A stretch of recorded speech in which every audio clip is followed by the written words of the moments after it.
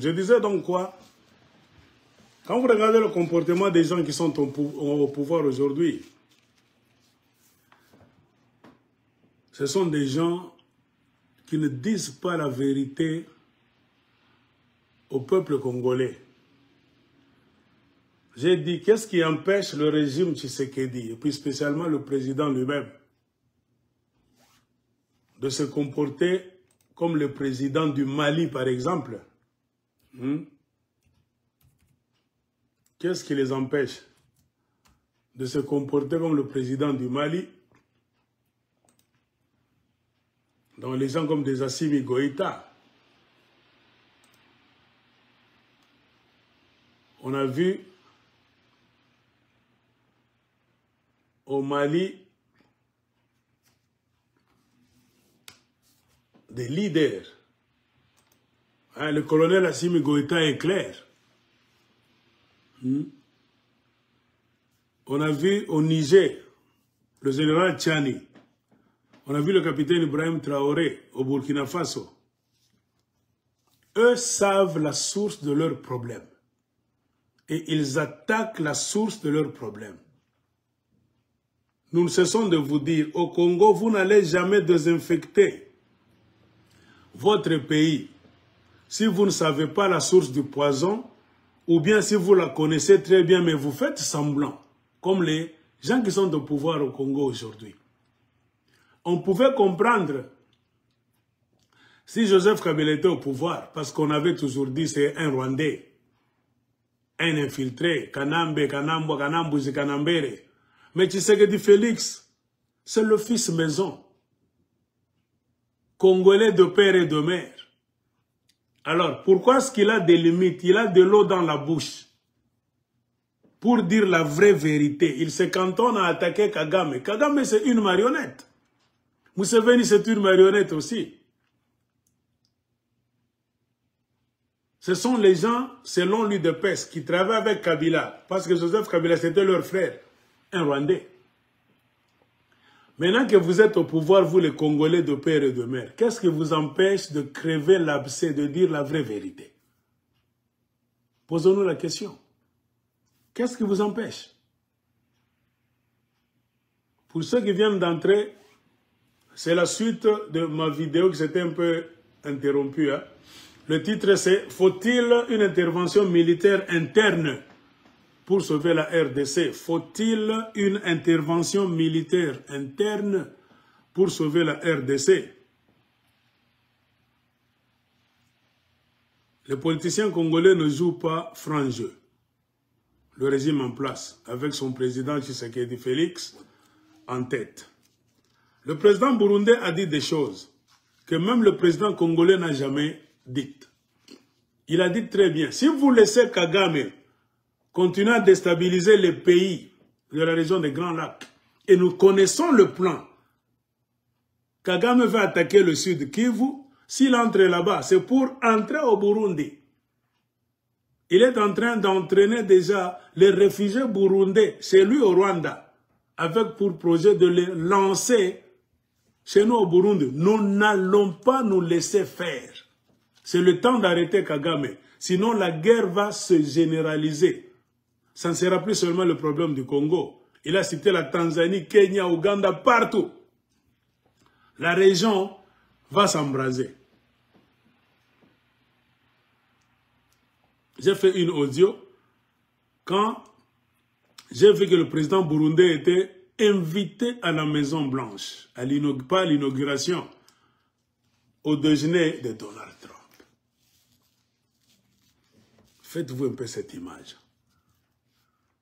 Kagame était resté, car il voulait se rencontrer avec Félix Tshisekedi. Dans leur rencontre là-bas, sur leur conflit. Mais c'est la femme de Kagame qui est allée au déjeuner de Donald Trump, représenter Kagame. La femme de Kagame est allée à la Maison Blanche. Elle était invitée, elle est allée répondre à la place de son mari. Le président burundais était aussi invité avec sa femme. Ils étaient assis en retraite, quelque part là-bas. Dans la Maison Blanche. mais le président d'un très grand pays convoité de tous. Les gens qui devaient venir s'agenouiller, lécher même les chaussures du président congolais, si on avait des leaders charismatiques, des gens qui connaissent la valeur du Congo, la valeur du fauteuil, la valeur de l'homme qui est à la présidence du Congo. On devait les baratiner par tout le monde. Avant d'écrire les invitations, je pense que le président congolais n'allait pas être... Donc, après, je ne sais pas, 7 personnes, non. Il allait être parmi les 2, mais les 3 premiers présidents qui allaient revenir dans la tête du président américain. Car sans le Congo, l'Amérique ne vaut rien. Dans la guerre de l'électronique. Sans le Congo, l'Amérique n'allait pas devenir une grande puissance. Pour gagner même la Deuxième Guerre mondiale, faire taire tout le monde. En bombardant Hiroshima et Nagasaki, au Japon, dont la bombe atomique était fabriquée avec l'uranium du Katanga près de Likasi, dans l'usine de Shinkolobwe. Dans les années 40. Donc si l'Amérique est devenue une grande puissance, le Congo a contribué à faire de l'Amérique une puissance. Bien que le Congo était encore dans les mains des Belges. Les Américains ne sont pas reconnaissants, ne nous ont jamais remerciés même pour ça, ne nous traitent pas gentiment. Par contre, ils ont un certain rejet du peuple congolais. Les Belges aussi. Tout ça, c'est quoi? C'est la jalousie. Ils ne veulent pas nous laisser mener notre vie convenablement. Nous allons nous développer rapidement, car le peuple congolais, laissé dans de bonnes conditions, les Congolais sont intelligents, de nature. De nature encore, ou bien par nature. Les Congolais s'adaptent facilement. Un Congolais, laissez-lui, ou moitié tout, ma condition est bien. Mais vous allez vous étonner après 5 ans, vous tous. Et les Blancs le savent très bien. Le colon vous connaît par votre nom et votre comportement. Et c'est souvent l'arbre qui porte des fruits, à qui on jette des cailloux. Ils savent bien la potentialité qui est dans le pays Congo et dans son peuple. Tout le monde a peur. Moi, je vous le garantis, je vous dis, c'est ça la vérité. Ce peuple, laissé en paix sans être dérangé, ils vont nous surprendre, nous tous. Comprenez pourquoi tout le monde est contre le Congo. Donc, tout le monde est contre les Congolais. J'ai toujours dit, tout le monde aime le Congo, mais personne n'aime les Congolais. Il y a d'autres qui rêvent même d'effacer les Congolais de cette terre-là, pour qu'eux puissent venir hériter de cette terre. Mais c'est impossible. Comprenez pourquoi toutes les manigances de la région des Grands Lacs, avec des fausses histoires de Banyamulenge, tout ça. Le président burundais est allé à la Maison Blanche. J'ai parlé dans une audio, quand je suis. J'ai dit, n'est-ce pas parce qu'il a menacé la communauté internationale que si vous n'arrêtez pas Kagame, la région va s'embraser et ça sera trop tard. Les Yankees, Oncle Sam, n'invitent jamais quelqu'un gratuitement. Après la mangeaille et la buvaille, j'ai dit dans mon audio, on va s'asseoir avec lui pour lui parler. Car ils ont vu en quelqu'un, en ce président là-bas, Évariste Ndayishimiye et du Burundi, un homme décisif, très menaçant. Or, eux sont là pour protéger Kagame. Non pas parce qu'ils aiment Kagame, le Rwanda, parce qu'ils aiment le Rwanda, non. Car c'est le Rwanda qui fait faire fortune à l'Amérique et à l'Occident mafieux. Point barre. Devant les Blancs n'ont ni amis. Ils n'ont pas d'amis devant eux. Il n'y a que des intérêts qui comptent. S'ils te mettent dans une bonne condition, ou bien dans de bonnes conditions, s'ils te traitent bien, commence déjà à te poser des questions. Qu'ont-ils vu en moi? Qu'ont-ils vu dans notre pays? Ils ont traité le président burundais très bien. J'ai soupçonné une chose. Parce que la vraie logique, je vous l'ai déjà montré dans une de mes vidéos, le nord Kivu, c'est en parallèle avec le Rwanda, mais le sud Kivu, c'est en parallèle avec le Burundi. Et le rêve de Kagame a toujours été de conquérir le sud Kivu, avec pour mission primordiale d'éliminer le régime burundais des Bantous, des Bahutus en place. Car c'est ce régime là-bas qui empêche le progrès ou bien la progression des milices rwandaises aussi du M23. Une fois que le sud Kivu va tomber, c'est le lac Tanganyika. Il suffit de traverser le lac Tanganyika au moyen des moteur-boîtes, ils sont à Kalemi. Automatiquement, c'est le Katanga qui tombe. Dans leur visée, le Katanga a toujours été dans le collimateur du M23. C'est parce que j'ai perdu la photo. Je voulais vous montrer l'un des guerriers là-bas de leur CNDP était en train de montrer la carte du Congo en encerclant, en mettant un grand cercle dans le Katanga. Les Blancs étaient assis là-bas.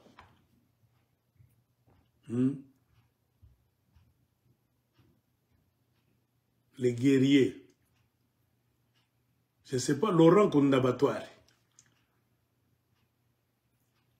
avait dessiné la carte du Congo-Zaïre sur un tableau noir avec un grand cercle dans le Katanga en train de montrer chez les Blancs.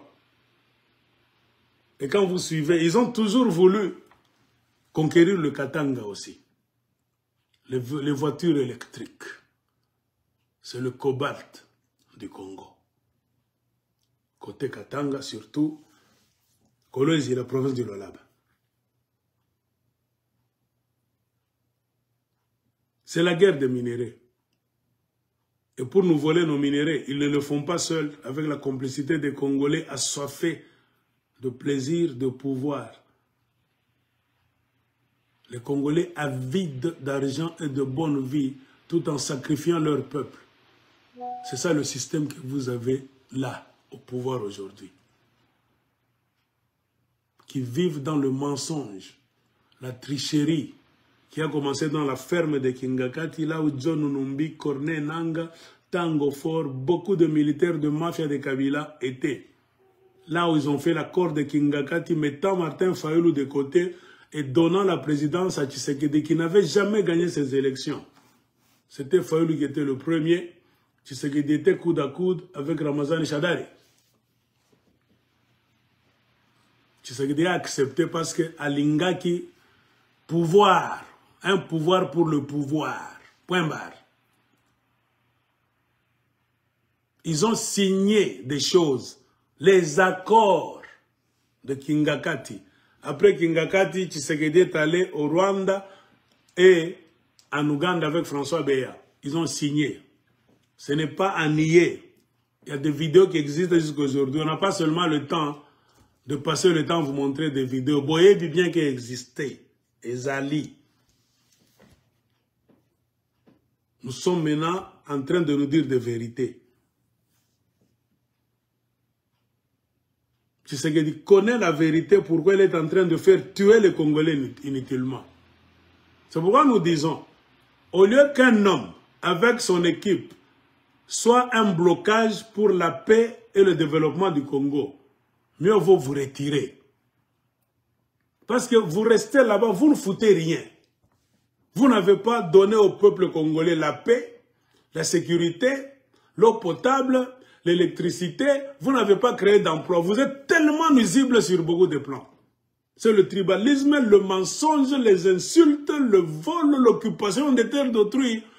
L'UDPS est devenu un grand fardeau aux yeux de presque tous les Congolais. On ne prend pas le pouvoir pour être une pierre d'achoppement. L'UDPS devient un grand dérangement pour le peuple congolais.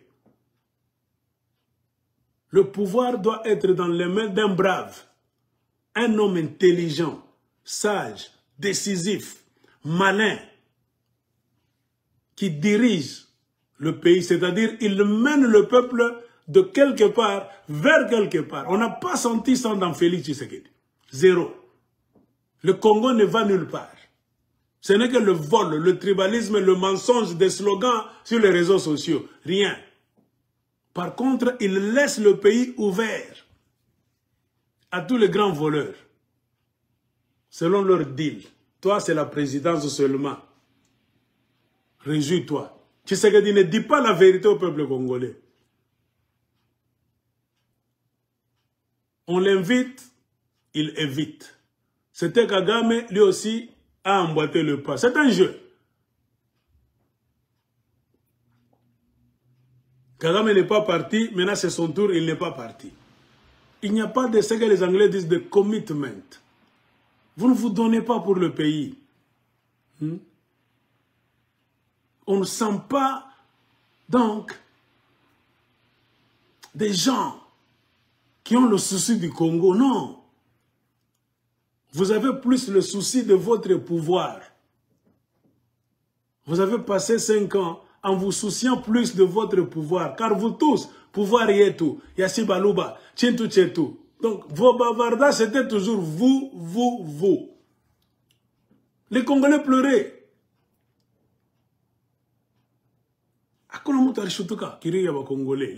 Donc, le deuil du peuple congolais, ça ne vous dit absolument rien.